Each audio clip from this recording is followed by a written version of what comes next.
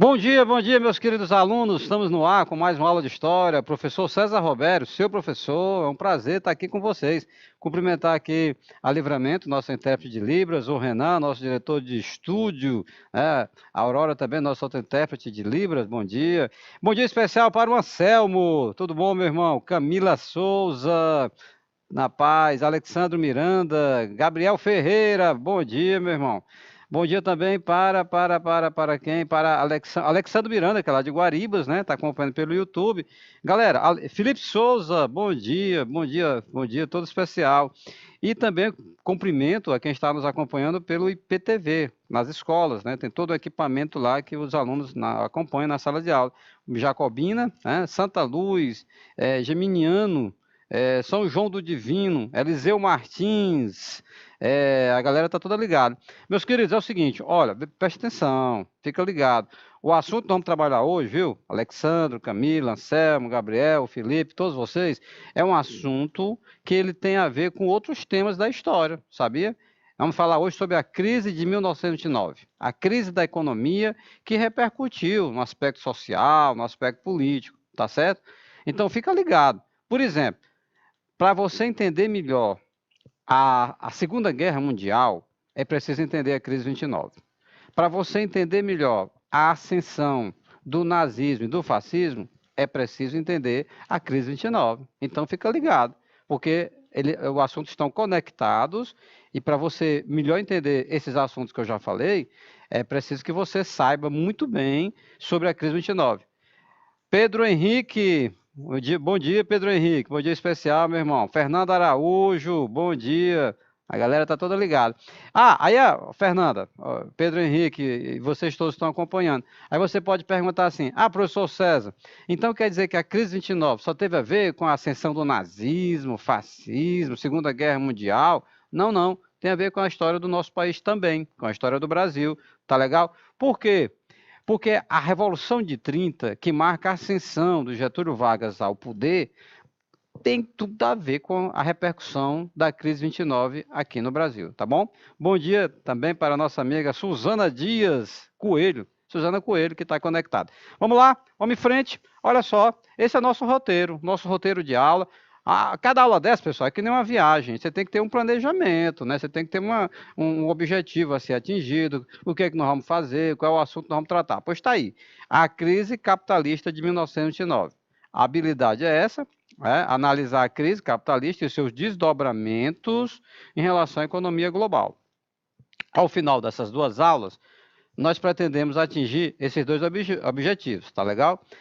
Relacionar a crise 29 como um resultado imenso do movimento de especulação financeira no início do século XX. Sim, deixa eu fazer bem aqui uma pausa para comentar com vocês o seguinte: quando nós tratamos sobre crise 29, é inevitável nós tratarmos de temas relacionados a uma outra ciência, que é a economia, tá? Ao falar sobre a crise 29, vão andar lado a lado, história com economia e história. A economia que eu estou falando, lógico, você sabe, né? Todas aquelas informações em relação à produção de riqueza, ao comércio, tá? À circulação do dinheiro, tá? Como é que está o nível de emprego, desemprego, a inflação, exportação, importação, né? São temas bem trabalhados, né? Quando você está estudando economia. Então, ao falarmos da crise 29, nós vamos focar muito no conhecimento de economia, tá certo?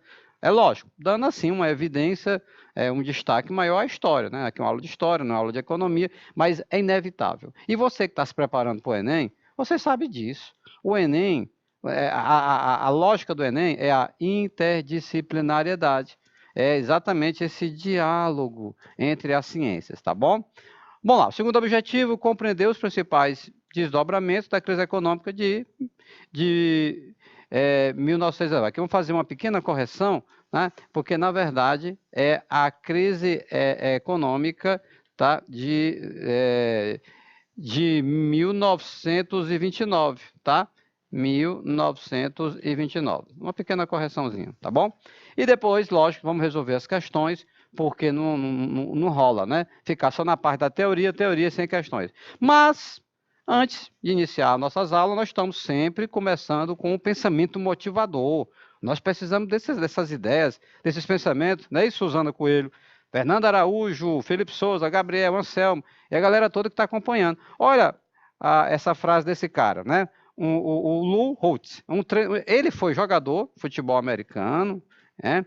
Ele agora treinador e por último um analista, né? Ele comenta os jogos de futebol americano. Olha a frase desse cara. Abre aspas. Vencedores e perdedores não nascem assim. Eles são produtos de como eles pensam. Vejam bem, vamos destacar isso. Produto de como eles pensam. Então, ninguém quando nasce na maternidade... Esse cara tem razão. E esse cara tem razão, sabia? Ninguém quando nasce na maternidade, nem eu, nem você, nem ninguém, um bebezinho, assim, esse aqui vai ser na maternidade. Imagine você vendo lá as crianças nascendo, ninguém vai dizer, olha, esse bebezinho aqui vai ser um vencedor na vida. Já esse aqui vai ser um perdedor. Não é assim. Não é de forma nenhuma. Isso tudo depende de como a gente pensa. Então, vamos pensar como vencedores. Não vamos pensar como perdedores. E vencedores têm que se dedicar muito ao estudo, como nós estamos fazendo agora. Tá certo? Vamos em frente. Olha essa imagem, cara. Olha, é possível ministrar uma aula de história sem botar nenhuma legenda, sabia? Você só comentando as imagens. Essa imagem, você está vendo? Uma fila enorme. Esse aqui é nos Estados Unidos. Em Nova York. Em Nova York, em 1930. Logo um ano após assim, o início, né, da crise, grande crise econômica que teve como epicentro desse abalo sísmico na economia a quebra da Bolsa de Valores de Nova York. Bom dia para o Rian Gabriel, sempre acompanha nossas aulas. Beleza, cara. Então, veja só, quem te viu, quem te vê. Então, hoje você olha para os Estados Unidos, super, mega, power, potência econômica, tecnológica, né, militar, política e tal. Mas, meus queridos, em 1929,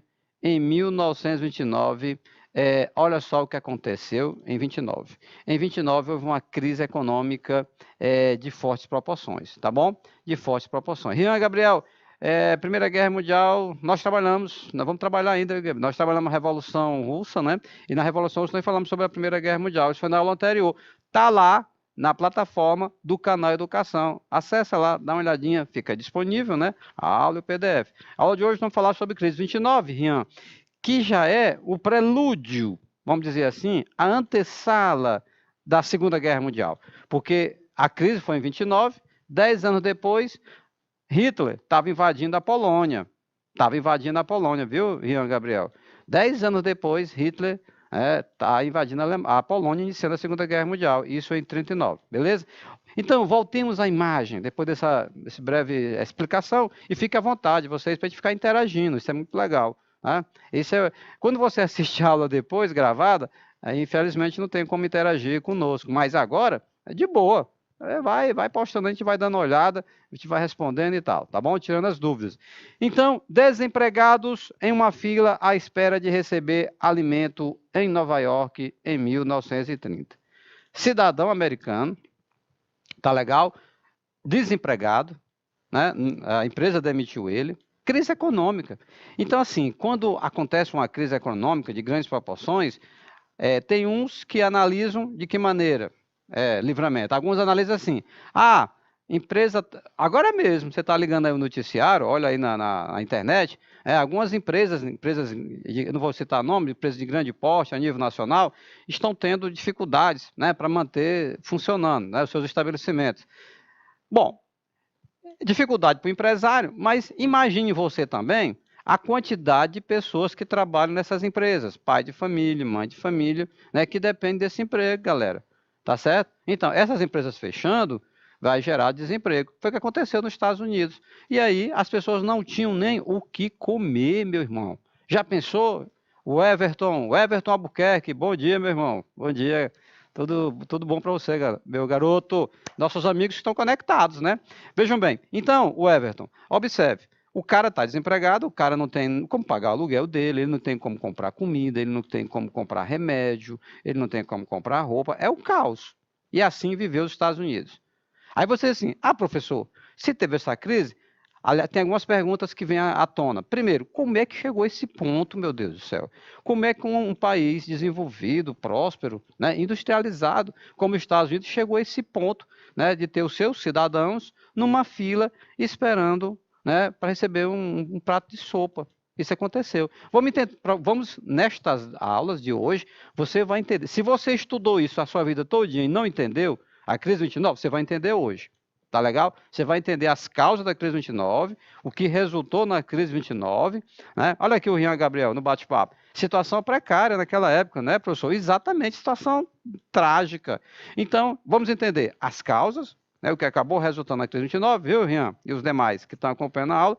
E também vamos compreender como que os Estados Unidos conseguiu sair dessa crise, sair desse buraco, né? E se tornar uma próspera nação. Olha, 10 anos depois da crise, os Estados Unidos já estava com a cabeça erguida, tá bom? E vamos tentar entender os desdobramentos também da crise 29. Olha só essa imagem, você está vendo aí uma imagem da indústria automobilística, tá? Em franca produção, os caras estão produzindo aí com a tecnologia da época. Você está vendo que tem uns operários e operárias, né? E olha o texto. Após a Primeira Guerra Mundial, que foi de 1914 a 1918, a economia dos Estados Unidos se tornou a mais importante do mundo. Esse aqui, Rian Gabriel, olha o Rian Gabriel, globalização. Sim, isso é um tema assim, muito contemporâneo, né, que nós falamos hoje, mas é preciso que vocês saibam, né, que há 100 anos atrás, né, às vésperas da crise 29, o mundo já estava globalizado, conectado. Mercadorias saíam de um continente para o outro, não só mercadorias, fica ligado, também dinheiro, sim, o mercado financeiro. Eu vou já comentar isso, o mercado financeiro, bancos, emprestando dinheiro para o mundo inteiro. Vamos lá, Primeira Guerra Mundial. Os Estados Unidos, eles já entraram no final da Primeira Guerra Mundial, tá certo? Os Estados Unidos não tiveram nenhum bombardeio no seu território, ao contrário da Europa. Ao contrário da Europa, Rian, o Everton, olha só, ao contrário da Europa, então, Inglaterra, Alemanha, França, esses países europeus saíram arrasados da Primeira Guerra Mundial, tá? Então, por conta da guerra, indústrias foram bombardeadas, campos, plantações foram incendiadas, né? Animais foram mortos. Então, termina a Primeira Guerra, os países europeus estão arrebentados. Quem é que está de boa? Do outro lado do Atlântico? Os Estados Unidos. Os Estados Unidos. Os Estados Unidos da América, né, ele passou incólume, né? Vamos ampliar o nosso vocabulário. Ele passou assim sem ser afetado, incólume, né? Pelos efeitos da Primeira Guerra Mundial. Você está vendo aí uma imagem, uma fotografia de uma indústria dos Estados Unidos. Enquanto as indústrias dos Estados Unidos estavam produzindo a todo vapor, falasse a todo vapor, mas aí já é uma eletricidade, né? Energia a vapor foi do século XVIII, né? Mas é uma forma de se expressar, a toda velocidade, né? E aí, o que é que acontece? Os Estados Unidos se transformam, né, na mais importante economia do mundo, a economia dos Estados Unidos. Ou seja, a produção norte-americana, olha que o Rian Gabriel colocando aqui, todo mundo queria ter seu estilo de vida, exatamente. Né? O American Way of Life, o modo de vida americano. Né? Veja bem, aí ele também segue, né, o Rian Gabriel, durante a guerra, mais precisamente ele vai dar a mão. Os Estados Unidos, então, se transforma na mais economia importante do mundo. E aí, meus queridos, vai aos poucos, digam aqui no bate-papo, né, no YouTube, e também quem está no IPTV pode ir participando, tá certo? Jacobino, um grande abraço, aí a galera tá ligada. Me diga assim, os Estados Unidos emergindo como uma super mega power potência, logo após a Primeira Guerra Mundial, os Estados Unidos vão substituir qual outra nação? Que até então reinava absoluta. Era a nação mais rica do mundo, potência industrial, militar. E com a Primeira Guerra Mundial, essa potência ela vai perdendo espaço.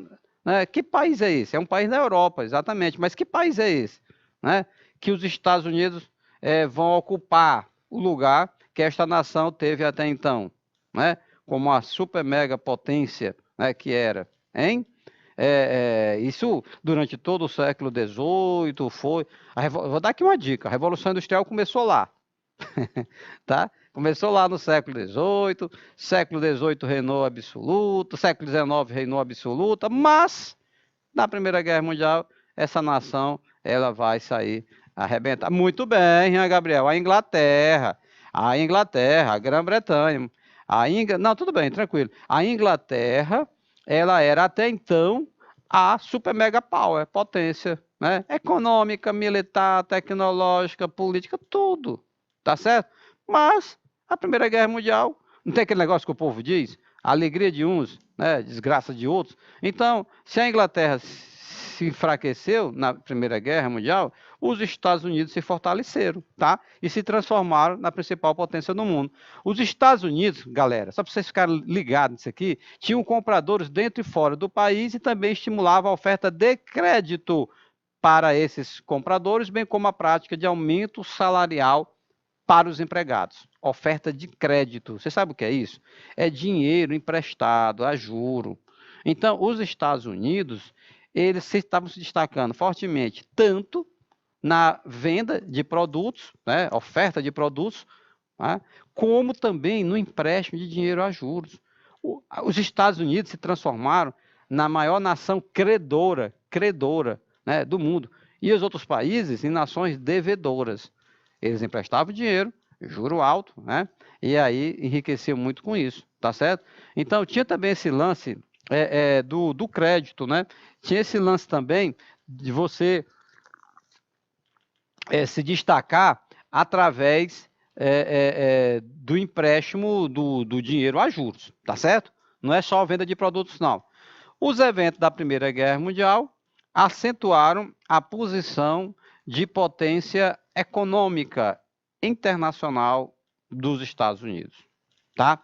Então, veja, que daquela tragédia toda que foi a Primeira Guerra Mundial, pela primeira vez na história da humanidade, né, uma grande quantidade de países estavam lutando entre si.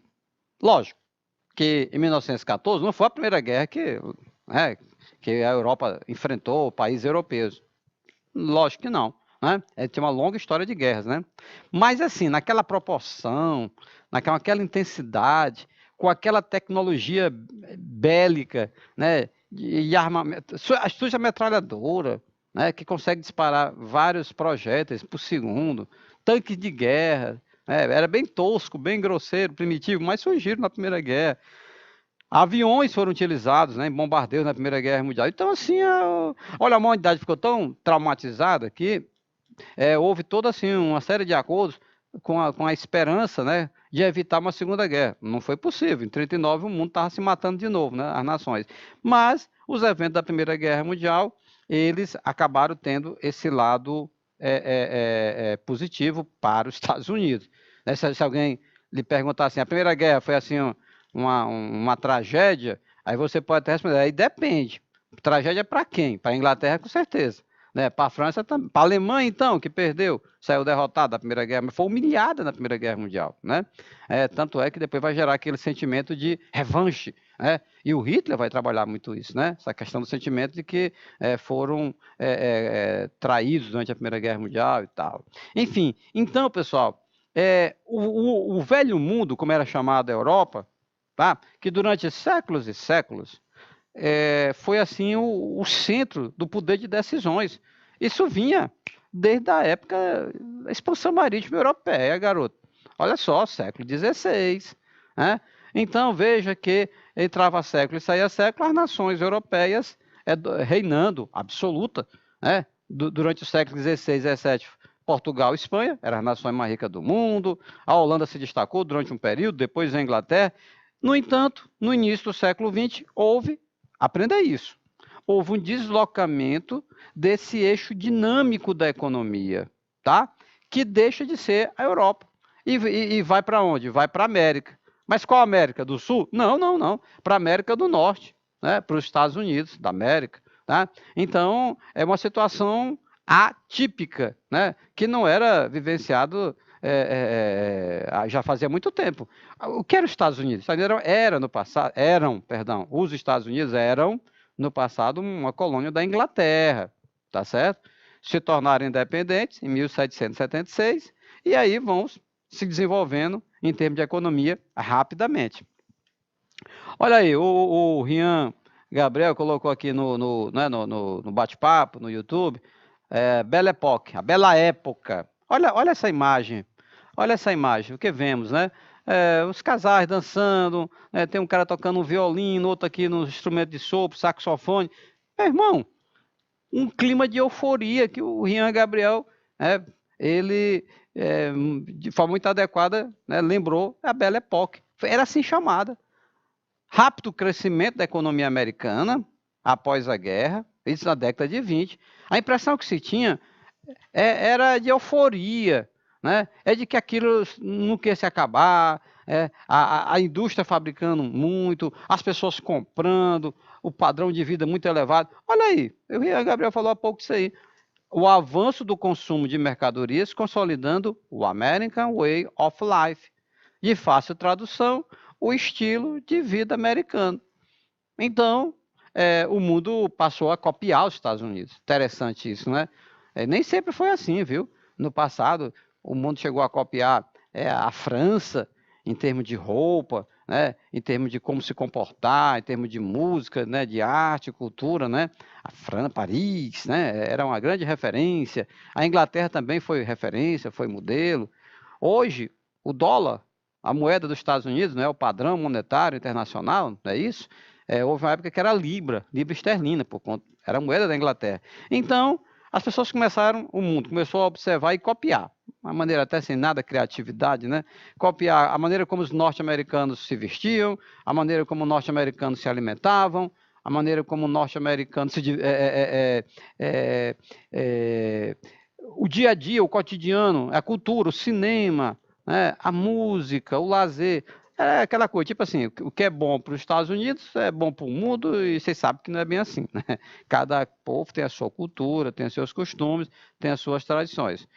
De certa forma, ainda hoje, né, 100 anos depois, quase 100 anos depois, né, o American Way of Life, ou seja, o modo de vida americano, ele ainda acaba se impondo, né, no mundo todo. Já visto a questão, por exemplo, dos fast food, né, self-service, está no mundo todo, né? Está no mundo todo. O jeans que nós vestimos, né? A música que ouvimos, os filmes que assistimos. O que é isso, meu irmão? De onde é que vem? Né? Hollywood estabelecendo o padrão cinematográfico do mundo. O que é isso? Não é o modo de vida da Rússia, não, da França, né, de Uganda, de Angola, né, de Moçambique, não. É o American Way of Life. Então, festa, meu irmão, festa atrás de festa, badalação. Olha aí, a galera tá se divertindo, tá todo mundo de boa. Os Estados Unidos chegou a um ponto, a economia norte-americana, eu destaquei na sua tela, depois você faz o download, né, desse PDF, tá lá vai ficar tudo disponível na plataforma do canal Educação, as aulas gravadas e os PDFs, tá legal? Então veja bem, olha que coisa, naquela época, na década de 20 do século passado, que foi o século 20, né, os Estados Unidos eram responsáveis por 42% de todas as mercadorias feitas no mundo. Quase a metade, cara. Quase a metade de tudo que era fabricado no mundo era fabricado nos Estados Unidos. Aí você diz assim, professor, como é que pode isso? Eles aproveitaram aquela oportunidade que eu falei há pouco, né? A indústria europeia, que antes era a indústria europeia, produtos que vinham da Inglaterra, da França, da Alemanha, né? Que abasteciam o mundo. Como essa indústria está toda arrebentada, depois da Primeira Guerra Mundial, que foi de 14 a 18, a indústria norte-americana, cresceu de forma vertiginosa. Aí você vê assim, professor, isso tem riscos? Muito. Porque se esse país quebra o mundo todo. Não é? Por quê? Porque eles estão produzindo quase que a metade, né, de toda a mercadoria feita no mundo, 42%, né? Faltou pouco para 50%. Por outro lado, olha o que está escrito na sua tela. Os Estados Unidos, a economia norte-americana, se configurou como a maior credora do mundo, né? Que emprestava vultosa soma de dinheiro para as nações europeias em processo de reconstrução após a Primeira Guerra Mundial. Então, onde foi que os ingleses foram bater na porta, né? Em quais bancos para pedir dinheiro emprestado? A França, a Alemanha. Ora, nos Estados Unidos, em banco norte-americano. E o Brasil não vai ficar fora disso não, viu, galera? No Brasil não vai ficar fora disso não, né? Porque o principal produto nosso na época era o café. Então, numa crise econômica, as pessoas vão cortando aquilo que não é essencial. As pessoas gostam de tomar café, uns são até mesmo viciados no cafezinho, mas ninguém morre se não tomar café. No máximo uma cefaleiazinha, uma dor de cabeça, né? Então, a economia do Brasil foi pro buraco nessa época aí. E aí, quando foram atrás dos Estados Unidos, já que eles eram os grandes compradores. Um dos grandes compradores de café eram eles, Estados Unidos.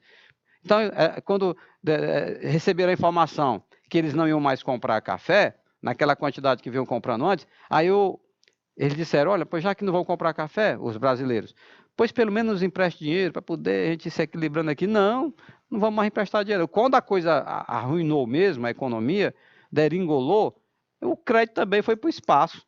Eles não vão mais conseguir emprestar dinheiro, né, da forma como eles vinham emprestando antes. Aconteceu naquela época o que eles chamaram de repatriamento de capitais. Ou seja, a grana norte-americana que estava espalhada no mundo, como eles estavam numa situação muito difícil, economicamente falando, eles chamaram esse dinheiro todo de volta, que estava na Europa, no Brasil, né, para o país deles, tá certo? Para vocês terem uma ideia, né, da crise, né, da intensidade da crise da economia norte-americana, veja só, olha, aqui você tem uma tabela pegando de 1869, tá? Até 1924. Aquele é as vésperas aqui da crise de 29, né? Olha aqui esses aspectos. Investimento dos Estados Unidos no estrangeiro, investimento estrangeiro nos Estados Unidos, aqui é o contrário, primeiro é estrangeiro dos Estados Unidos no estrangeiro, segundo, estrangeiro nos Estados Unidos, e por último, posição líquida dos Estados Unidos. Olha só, galera. Quando chega em 1924, olha aqui a evolução. Investimento dos Estados Unidos no estrangeiro em bilhões de dólares, né? Até 1897 não era nem $1 bilhão, né? Quando você chega em 1908, 2,5 bilhões de dólares, 14, 3,5. E quando termina a Primeira Guerra, observa? A gente precisa analisar isso aqui, cara, ó. Precisa analisar isso aqui. Isso aqui, né, na prova do Enem, ele vai colocar lá pode ser, né, algumas questões, gráficos, tabelas para você interpretar. Então você tem que entender esse lance. Então dobrou, cara, de 3,5 bilhões, investimento dos Estados Unidos estrangeiro, dobrou para 7 bilhões. E quando nós chegamos em 1904, quase 11 bilhões. Era o investimento dos Estados Unidos em outros países. E de lá para cá, ao contrário, investimento estrangeiro nos Estados Unidos.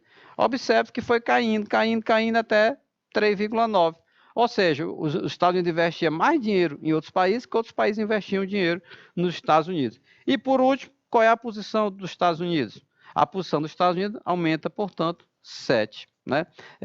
7 bilhões. Então veja, né? 7 bilhões, essa conta bem aqui, né? Essa conta bem aqui que diz o seguinte: quando você subtrai a quantidade de dinheiro que os Estados Unidos investem em outros países com o dinheiro que é investido no próprio país deles, você tinha 7 bilhões. Ou seja, as outras nações investiam 3 bilhões e eles investiam 10, né? 10,9, quase 11. É isso lá fora, tá bom? Aí quando faz a conta dá exatamente 7. Ok? Então veja que há uma diferença muito grande. Mulheres. Bom, aqui tem um aspecto interessante, viu, galera? Preste atenção. Você está vendo uma foto de uma indústria, né, em que mulheres são operárias e que elas estão trabalhando. Isso não é uma realidade muito comum naquela época, não, tá bom? Então, a presença das mulheres no conjunto da sociedade, como está colocado nesse slide, o trabalho feminino teve um aumento de 22% durante a década de 20, tá? Então, as mulheres que antes ficavam em casa, né, aquele papel bastante tradicional, conservador, mulher, cuidar da casa, família, né, das crianças. Isso, pelo menos nos Estados Unidos e na Europa, há 100 anos atrás começou a ter uma mudança, tá vendo aí? Um aumento de 20%, tá, da participação de mulheres nas indústrias, né, na produção. Isso tudo tem a ver com o aumento das lutas sociais, as mulheres participando, né, reivindicando direitos, isso muito justo, né, muito louvável, como também a questão da euforia econômica. Quando essas nações estavam produzindo muito, em larga escala, então havia, lógico, a carência de mão de obra, mas tem um lado que não está colocado aí, eu vou comentar. Lamentavelmente, a mão de obra feminina, fazendo o mesmo serviço dos homens, né, era um valor menor. Isso, inclusive, resultava em manifestações, né, de organizações feministas, né, reivindicando direitos. Temos nesse contexto aí, por exemplo, o movimento sufragista, em que as mulheres passam a reivindicar o direito de votar e serem votadas. É um direito que foi conquistado também na base da muita pressão, tá bom? Aqui no Brasil, só para você ter uma ideia, eu sempre faço esse link, história geral, história do Brasil, as mulheres começaram a votar em 1932, né? Até então as mulheres não tinham o direito de voto, né? E outros países já vinham votando desde o final do 19, começo do século 20, né? Bom, então são mudanças que acontecem, né, no campo da economia, mas também no campo da sociedade. Vocês estão vendo aí, né? Como a economia estava assim, numa velocidade muito intensa, né, surgiu oportunidade para que as mulheres ocupassem mercado de trabalho na indústria. Nós estamos destacando. É lógico que um país como o nosso, o Brasil, que é um país de industrialização tardia, né, atrasada. Nós só comentamos assim o destaque da indústria no Brasil com Vargas. E o Vargas, meu irmão, o Vargas começa aí, em 1930, década de 30. Então o mundo está tentando se recuperar, né, da economia, e aí as mulheres também, aos poucos, vão ocupando esses espaços aqui no Brasil, mas numa velocidade mais lenta se comparada com nações mais industrializadas. Olha, aqui vamos ver aqui, vai começar a aparecer aqui na tela alguns cartazes, algumas fotografias da época, e aí nós vamos, alguns até de fácil tradução, para você entender. Vocês estão vendo aqui um cartaz, uma televisão, o que é que está escrito? A televisão mais procurada na América. Essa daqui, essa Admiral, 21 polegadas. Olha aqui, $200. Não sei por que bota esse negócio. Aurora. Não sei porque ao invés de botar $200, Aurora, né? Ao invés de colocar $200, coloca, por causa de 5 centavos, olha só, 199,95. Aí o cara vê, né, não é 200, meu irmão. Vai querer 5 centavos de troco, né? 5 centavos de dólar. Então, nessa euforia econômica, houve um consumismo acelerado, tá? Levando as pessoas a comprarem carro e artigo, eletrodoméstico de maneira desenfreada. As pessoas começaram a comprar coisa que não estava nem precisando, né? Comprar algo que não estava nem podendo pagar, como infelizmente ainda hoje, né, se observa. Então, esse consumismo ancorava-se em parte na expansão do crédito, que acontecia no país sem nenhum tipo de regulação ou intervenção estatal. Pronto, acendeu a luzinha vermelha. Como assim, professor? Eu explico. Cara, economia, ela não pode ficar assim, sem nenhum tipo de controle, não. Por quê? Porque se entregar totalmente, né, para o mercado, né, para os empresários, naturalmente, né, os empresários eles vão focar mais nos seus lucros, né, uma forma de vender mais, e aí não estão lá muito preocupados com algumas outras situações, não. Você até compreende, mas não é justo, considerando que a sociedade ela é um todo, né, não é formada só por eles, tá certo? Um país, né, depende de todos, né, dos empresários, sim, mas dos trabalhadores também, né, tá certo? Olha só, o crédito fácil. Então o cara quer comprar essa televisão, ele não tem esses $200, né? Não tem esses $200. O vendedor levando, interessante até que as imagens, né? As crianças felizes que a televisão chegou, né? Vão assistir os filmes deles e tudo. Mas se o cara não tinha dinheiro para comprar, ele vai ao banco e faz um empréstimo. E o banco libera. E aquele cara, imagine que o salário dele é limitado, tá? Ele vai ter dificuldade de pagar esse empréstimo. Mas o banco emprestou e agora ele que se vire para pagar. Se ele estava precisando da televisão ou não, se ele tinha como pagar o empréstimo ou não, isso aí não é problema do banco, né? É do cara que foi lá, do cliente que fez o empréstimo. Então, isso tudo tem um efeito negativo a médio e longo prazo, tá certo? Então, olha a sequência aí, tá até marquei de amarelo aí. Uma euforia econômica, né, uma produção em larga escala, estão lembrados? Os Estados Unidos está naquela aproveitando aquela oportunidade que as indústrias na Europa estavam quebradas. Então, fabricando. Aí o cara, muita TV, por exemplo, esse exemplo está na sua tela, TV.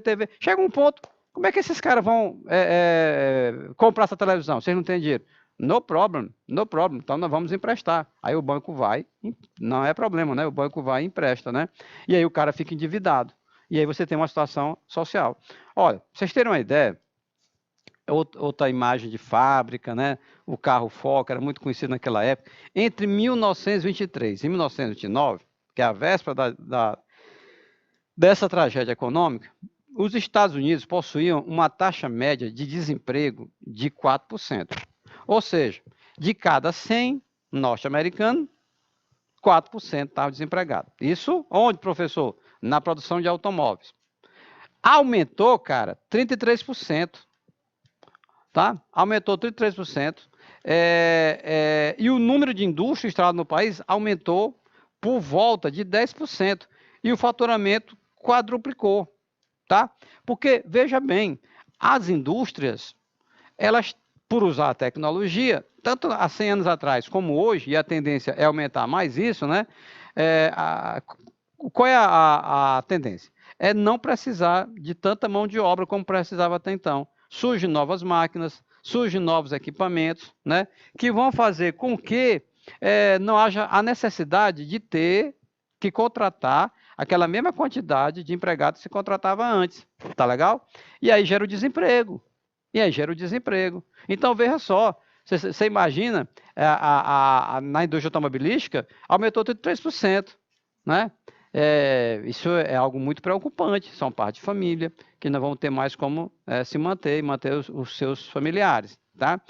A produção vai aumentar, né? As indústrias aumentam a quantidade e o faturamento quadruplicou. É o seguinte, tem um momento que está tudo muito bem, né? Que tá de boa, né? As indústrias fabricando, mas estão vendendo. O problema é quando não vai conseguir vender toda aquela produção. Esses carros estão sendo fabricados, vocês estão vendo aí, o cara está montando e tudo. Mas, lógico, o cara que está fabricando esse automóvel, ele não está fabricando para deixar encalhado, não. Para deixar num pátio, né? Centenas de carros. Olha aí, que legal, fabricamos tanto de carro, né? Meu irmão, se não vender, o empresário não lucra, não tem como pagar o salário, né, dos funcionários, o empresário não tem como pagar os impostos, o governo vai cair em cima. Cadê os impostos? Está devendo. Entendeu? Aí você começa o caos. Ou seja, é interessante fabricar muito? Beleza. Agora, mais ainda é você vender, não estocar, né? Porque senão você vai ter prejuízo, vai ter dificuldade para manter sua empresa, né? E aí, meus queridos, uma outra expressão que é muito comum nessa época é o boom econômico. Aqui vocês estão vendo uma imagem, né? A maioria dessas imagens da época são em preto e branco, né? A fotografia colorida ainda não estava em evidência, está sendo bastante massificada, não. Então, as imagens que vocês estão vendo da década de 20, né, do século passado, 100 anos atrás, são preto e branco. Algumas que você vê coloridas, elas foram colorizadas. Hoje existem softwares, né, que pegam uma imagem preta e branca e coloriza ela, né? Mas isso é tudo, não é a imagem original. Enfim, vocês compreendem. Então, durante a década de 20, os investimentos nas ações das empresas de bolsa de valores de Nova York tiveram saltos consideráveis. Opa! No slide anterior, foi comentado que não havia nenhum controle por parte do governo. Ou então, o controle que tinha era muito limitado, né? Em relação às atividades econômicas. Por exemplo, o que é uma bolsa de valores? Vocês estão vendo aí. Que é muito comum nos Estados Unidos. E, aliás, muitos, quando falam em 29, lembram logo. A quebra da bolsa de valores. Sim, a bolsa de valores de Nova York, ela quebrou. Ela entrou em falência, decretou falência em 29. No entanto, ali foi a ponta do iceberg, né? Ou então, melhor dizendo, ali já foi o resultado, né, de décadas de crise econômica, de especulação, de consumismo, de falta de planejamento, de falta de controle do Estado, de fiscalização. É que nem um cara que passou... Imagine alguém que, infelizmente, fuma demais. Aí um dia ele falece, né, deu um câncer no pulmão. Você vai achar que ele faleceu só aquele dia que ele morreu. foi que aconteceu a tragédia? Não, foram anos e anos ele fumando, né? Ele se matando aos poucos. Infelizmente é isso, né? Que provoca câncer, né? Tá legal? E aí, veja bem, no caso da Bolsa de Valores, como é que funciona? Se você não sabe, resumidamente como é. As empresas de capital aberto, né? O que é que elas fazem? Elas vendem ações nesse local, na Bolsa de Valores. Então, você pode comprar ações, eu posso comprar ações. Uns compram poucas ações, de acordo com as suas possibilidades financeiras, outros compram muitas ações, né? Aí o que é que as empresas fazem? Pega essa grana toda de quem comprou pouco, de quem comprou muito, e investe. Aumenta a indústria, contrata mais gente, compra máquinas, investe em tecnologia, aumenta a produção. Ao final do ano, né, faz um balancete, olha, nós lucramos tanto, lucramos 20%. Opa, então vai ser dividido isso com os acionistas. O cara que comprou ações, ele vai receber, quando ele for vender suas ações, elas já estão reajustadas, porque a empresa prosperou, né? Nesse caso, 20%.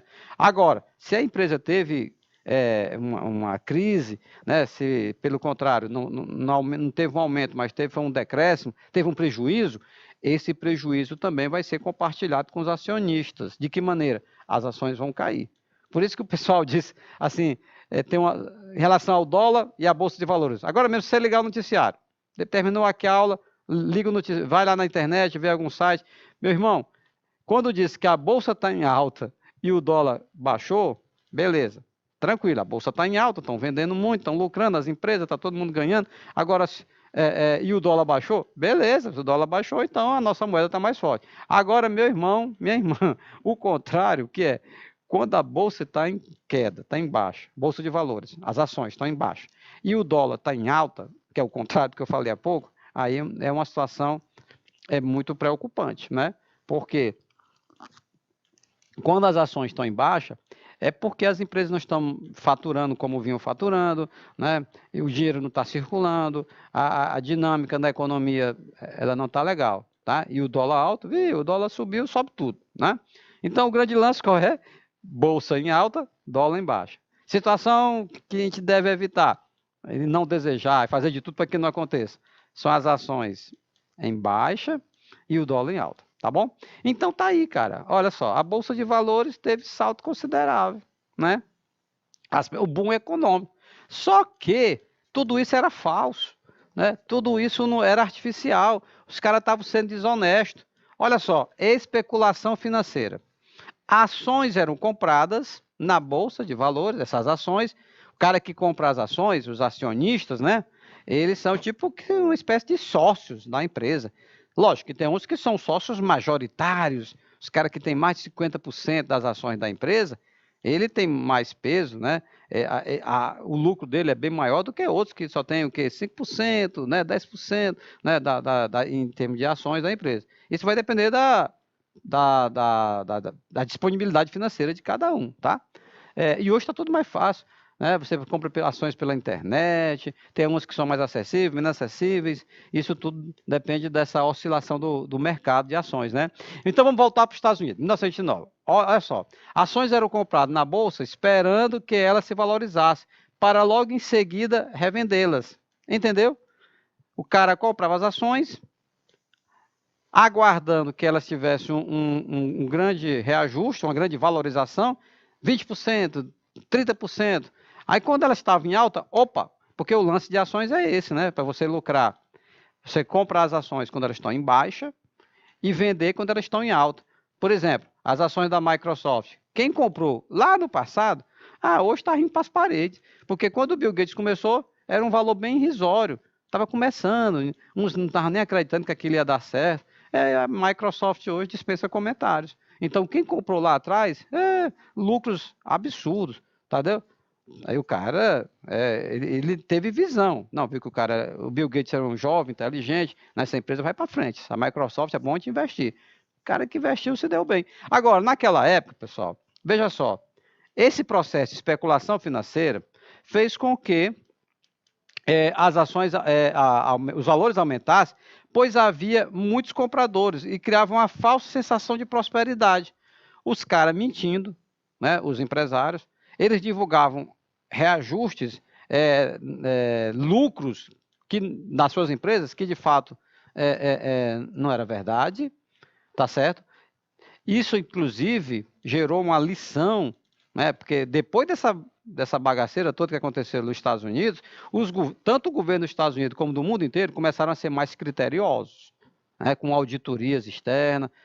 Empresa, olha, não, a empresa que fabrica essa canetinha está dizendo que as ações tiveram um reajuste aqui, né, de 50%. Será? Será essa verdade? Vamos apurar isso, entendeu? Então, as bolsas de valores passaram a ser mais criteriosas, até para proteger quem? Os acionistas, aquelas pessoas que são clientes, que vão lá comprar as ações. Foi preciso sofrer esse tanto aí, dessa época. Então, olha aqui, quando essa multidão descobriu, está aqui, Bolsa de Valores de Nova York, a imagem do semblante dessas pessoas, né, é uma imagem de desespero. Eles constataram que aqueles papéis que eles tinham, né, das ações, não valiam nada, cara. Tu já pensou o cara trabalhar, feito um condenado a vida todinha, pega as suas economias, pá, compra de ações da Bolsa de Valores de Nova York. Ele foi enganado, né, de que as ações estavam bem valorizadas. E, no entanto, era tudo mentira. E eles perceberam que tinham caído no conto do vigário. Olha essa loucura aí. E a galera brincando, e a galera se divertindo. Esse aqui é uma loucura, né? Vou nem contar quantas pessoas estão nesse carro. Rapazes, moças, aí se divertindo. A galera está, por um lado, uma baita de uma crise econômica, mas enquanto a população não sabia, era a euforia, né? Toda essa prosperidade estava amparada em bases extremamente frágeis. O crédito desregulado, o crescimento da especulação financeira criaram uma bolha de falsa prosperidade que estava à beira do precipício. Então, vamos aqui imaginar, viajar um pouco nessa imagem, essa fotografia da época, né? Imagine que uma boa parte dessas criaturas aí tem ações na Bolsa de Valores. Eles acham que estão ricos, uns acham que estão milionários, né? Eles foram informados, eles estavam sendo enganados, né? Estavam sendo enganados, lesados, né? Não era nada aquilo que estava falando para eles, para elas também, né? Homens e mulheres. Aqui, se fosse hoje em dia, a Polícia Rodoviária ia parar logo e ia multar todo mundo, não era, Livramento? Ia multar logo todo mundo. Cadê o cinto de segurança? Meu Deus do céu, isso é uma loucura. Está de gente neste carro. Eles estão brincando, eles estão se divertindo, a vida é bela, entendeu? Mas estão tudo liso. Eles é que não sabem, estão tudo quebrado, né? Porque os investimentos deles, né, não tem mais nenhum valor, tá? Tá entendendo? Então você tinha, por um lado, euforia, tá certo? E por outro lado, né, uma forte crise econômica. Eles não estão sabendo ainda do tamanho da tragédia. A demanda da massa não podia acompanhar a produtividade em rápido crescimento do sistema industrial. O resultado foi a superprodução e a especulação que provocou o colapso. O que é o colapso? Colapso, quando se fabrica qualquer produto, como essa canetinha aqui que nós utilizamos na tela, lógico, o cara fabrica para vender. Mas quando ele vai, se ele não tem um planejamento, né, como aconteceu nos Estados Unidos naquela época, em 29, na década de 20, vamos dizer assim, porque 29 já foi o ápice, mas a crise já vinha de 20, 21, 23, 29 já é o ápice, né? Então você tem, por um lado, superprodução, mas não tem um consumo, né? E aí, para complicar mais ainda, a especulação financeira, que é essa comercialização desregulada, né, de ações que havia naquela época. De lá para cá não se ouviu mais falar em quebra de bolsa de valores, né? Também puderam. Depois dessa tragédia toda, né? Olha essa fotografia, ela é clássica, né? Ela é icônica, tem quase todos os livros de data de história. Você vê um outdoor ali atrás que está escrito, olha, não existe um modo de vida melhor do que o norte-americano. Aí mostra uma família, muito alegre, num carro, o pai, a esposa na frente, as crianças atrás, o cachorrinho, e aqui embaixo, os cidadãos americanos, ali em cima um desenho, de uma época de euforia, e aqui embaixo, né, você vê cidadãos e cidadãs norte-americanos que estão onde? Que estão numa fila, provavelmente também para receber alimento, né? Nem o mercado americano, nem os outros países não tiveram condições de absorver a quantidade de mercadorias que eram produzidas. Bom dia, Fabiana Santos, seja bem-vinda. Estou vendo aqui no bate-papo, né? O Rian, Gabriel, a galera toda que está acompanhando. Então, veja só, olha a contradição. Olha a contradição. Essa foto é de uma norte-americana, nome Margaret, ela ficou clássica. Ela conseguiu captar, né, numa só imagem, muitas informações. Você tem um outdoor, né, esse que faz uma apologia, né, um enaltecimento do modo de vida americano. Olha, o cara que tem um carro, que está feliz, está bem alimentado, blá, blá, blá, blá. E aqui embaixo você também os americanos reais. Eles estão tensos, eles estão com fome, eles estão com medo, né, eles estão desempregados, entendeu? A economia norte-americana, ela colapsou, ela entrou em colapso, né? Eles não estão mais fabricando, não estão mais consumindo nem o que eles fabricam, e nem outros países também estão conseguindo fabricar. E coincide, sabe com o quê, galera? A recuperação da indústria europeia. Aos poucos, aquela indústria que saiu toda bombardeada, tá lembrado? Ao final da Primeira Guerra Mundial, 1918, aos poucos, a indústria da Inglaterra, da França, da Alemanha, né, da Itália, foi conseguindo se recuperar. E chegou no ponto, imagine que se eles importassem esse produto dos Estados Unidos, eles disseram, não, olha, não precisa mais não, a gente já está fabricando aqui, muito obrigado e tal, tchau. Os americanos, como é que é? Vocês não querem mais não? É tão bonzinho, bonitinho, baratinho. Não, a gente já está fabricando aqui, cara, beleza, obrigado, valeu. Valeu! Quando olha lá para os Estados Unidos, não vão vender mais, então vai gerar isso que você está vendo na sua tela, desemprego, tá certo? Desemprego. Meus queridos, vamos aproveitar esse tempinho, né, que nos resta para nós colocarmos em prática o que nós aprendemos. Tá legal? Com essa questão aqui. Vamos lá. O que diz o enunciado? No fim da década de 20, se localizou no tempo, anos de prosperidade, até aconteceu o colapso, né? Uma grave crise econômica, conhecida como Grande Depressão. Isso aí também, viu, galera? Pode aparecer na sua prova, né, como a Grande Depressão. Nesse caso aqui não é o estado de saúde de uma pessoa, não. Depressão econômica. Mas dá interessante esse termo, depressão, que você pega da geografia, no sentido, né, quando na parte baixa de um território, uma depressão, no sentido do ânimo da pessoa, questão de saúde, né, de motivação. No caso da economia, um declínio, né, na produção, tá? É a crise de 29. Começou nos Estados Unidos e atingiu todos os países capitalistas. O economista John Kennedy Galbraith, economista norte-americano, ele afirma que, à medida que o tempo passava, tornava-se evidente que aquela prosperidade não duraria. Está lembrado daquela imagem? Aquela galera todinha no carro, né, brincando, se divertindo, parecia um bloco carnavalesco que a gente viu há pouco. Então, dentro dela, estavam contidas sementes da sua própria destruição. Muito bem, vamos lá. Olha o comando da questão. O comando é essa parte bem aqui de baixo. A aparente prosperidade pode ser percebida nas seguintes características. Vamos lá? Vamos analisar as alternativas, tentando identificar essa característica de aparente prosperidade.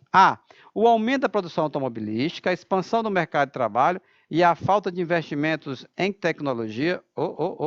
Falta de investimento em tecnologia? Não. Se eles estão ampliou a produção, ampliou a produção também, né? A expansão do mercado de trabalho, aqui também você vai grifar. Por quê? Porque com máquina, meu irmão, com indústria, não gera novas oportunidades de trabalho, muito não, né? Porque uma máquina substitui a mão de obra, né? B, a destruição de grande estoque de mercadorias, o aumento dos preços agrícola e o aumento de salário. Não, aqui está tudo errado. Está tudo errado porque houve queima de café, que a gente vai ver na próxima aula, né? Na próxima aula vamos comentar os efeitos da crise 29 no Brasil, né? Mas não, nos Estados Unidos não. Aumento do preço da agricultura. Ora, mas vocês não estavam vendendo nem do preço que estava, aí se aumentar é que não vende mesmo, né? E algumas alternativas você elimina pela lógica. E aumento de salário. Mas como é que o cara vai aumentar salário? Eu não sei, naquela primeira fase da prosperidade até que sim, mas depois com a crise não teve como, né? C, a cultura de massa com a venda de milhões de discos, dívida de guerra dos Estados Unidos. Não, para bem aqui, porque os Estados Unidos, meu Deus, os Estados Unidos foi emprestar dinheiro para o mundo todo, né? Era a nação credora, entendeu? D, a crise da superprodução, ok, eles estavam produzindo mais do que a capacidade da galera de consumir. Especulação desenfreada na Bolsa de Valores, sim, acabamos de ver. Especulação desenfreada. Especulação, as pessoas comprando ações para vender, compra e vende, entendeu? Querendo lucrar, mas muitas vezes sendo enganado, porque aquele valor que estava sendo divulgado não era um valor real, não tinha, na época de 29, não tinha um controle por parte, né, do próprio governo, os governos não monitoravam, né? Ficava assim muito à vontade das empresas. Você fabrica esse produto, você quer vender as ações da Bolsa de Valores? Vai, vende lá. Ah, só assim, sem nenhuma fiscalização, sem nenhum... Hoje não. Pode ficar certo, né? Que esses balancetes que são divulgados nas bolsas de valores, eles são auditorados, passam por uma auditoria, né? Próxima aula, vamos ver na próxima aula, tá legal? Meus queridos, nós vamos encerrando por aqui essa aula, um breve intervalo, né? Para você poder se hidratar direitinho, e aí logo, logo, vamos retornar para a nossa segunda aula, tá certo? Eu estou aguardando vocês.